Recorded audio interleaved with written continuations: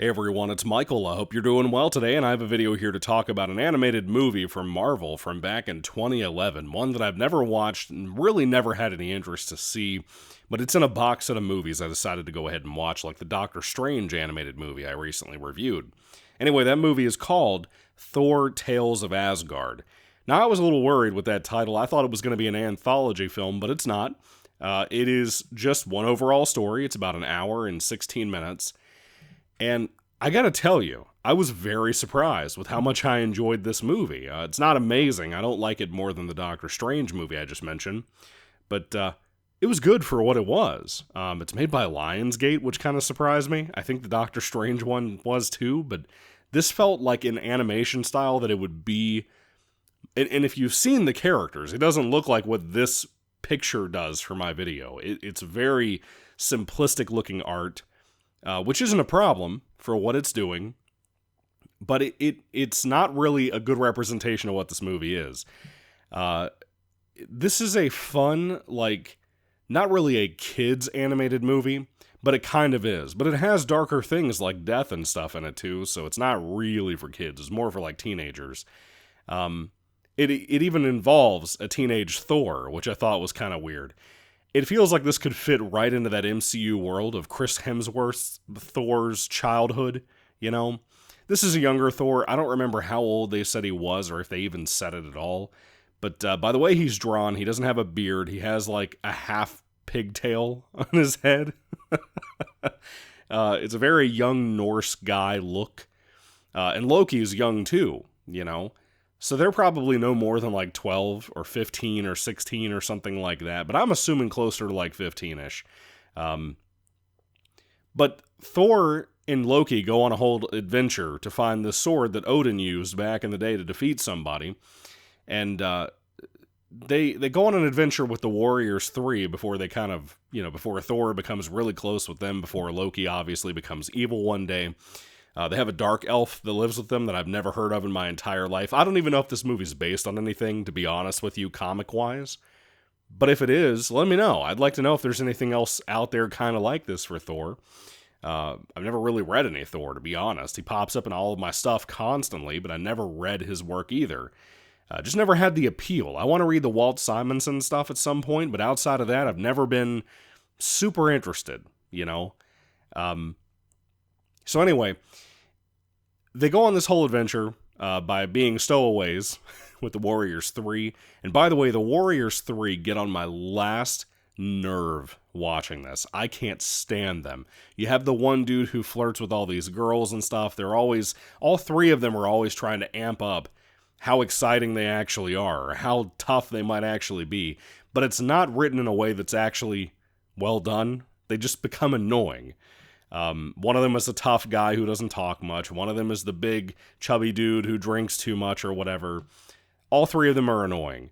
Whereas Thor and Loki being younger, I gotta say, I was worried that they would be annoying, and Thor kind of is at the beginning. You're still doing kind of that thing, that rebellious Thor versus Odin thing, that the MCU does in the first movie. You still have a little bit of a touch of that, even though this is kind of a prequel to that particular Chris Hemsworth Thor, like I talked about.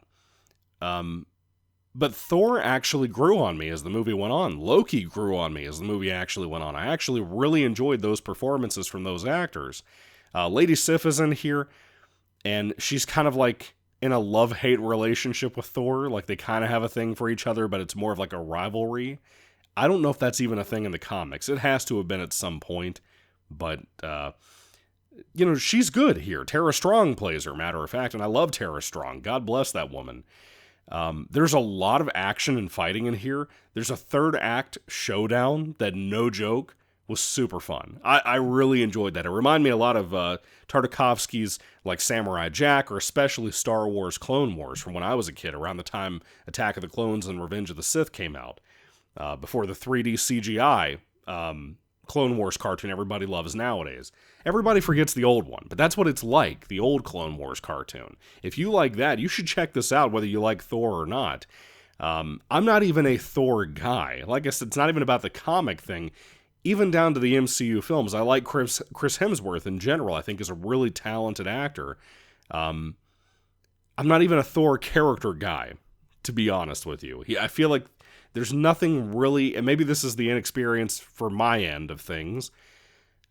I feel like Thor is a one-trick pony, that he's kind of boring, you know? I feel like we do the same stories with Thor over and over and over again because no one can really get a good take or a good run to base him on. Outside of what I hear about Simonson's run, which I literally know nothing about. I just hear how it's the best run of all time. So I don't know, man. Whether you like Thor or not, I recommend this. I think you'll dig it. It's just that style of animation, the character models, they're not the best. That's really, to me, the only thing really holding this back. It's a very concise, easy to digest story, despite my complaints about like the Warriors 3. I don't really have any other complaints. The music is kind of that typical generic music you get for Marvel animated movies back in the day. Doctor Strange had a little bit of that too sometimes. A lot of animated movies have that. DC has that all the time with them. It feels like they don't put enough effort into a score for these movies. Marvel or DC or anybody putting out straight-to-video animated movies back in the day. But regardless, I had a good time. It has some really cool stuff like this flaming sword, and like I said, the final showdown is really, really awesome. You have the Frost Giants in here as a big enemy that Thor kind of begins to kick off a war because he didn't like talk to Odin about what he was doing and whatnot. So again, there's a lot of this stuff that feels like it helps build into that first MCU Thor film we got back in the day. That was cool to me. I enjoyed that. I feel like it has a lot more to offer than I gave it credit for, or than anybody gives it credit for, because I literally never hear people talk about this movie. So anyway, that's all I have to say. I'd love to hear your thoughts and comments about Thor, Tales of Asgard down in the comment section down below. Do you love it? Do you hate it? Let me know everything you think about it, whether you think it's good or if it's better. If it's based on a comic, let me know if it's better than that. Anyway, thank you all for watching, guys. God bless you. Catch you later. Goodbye.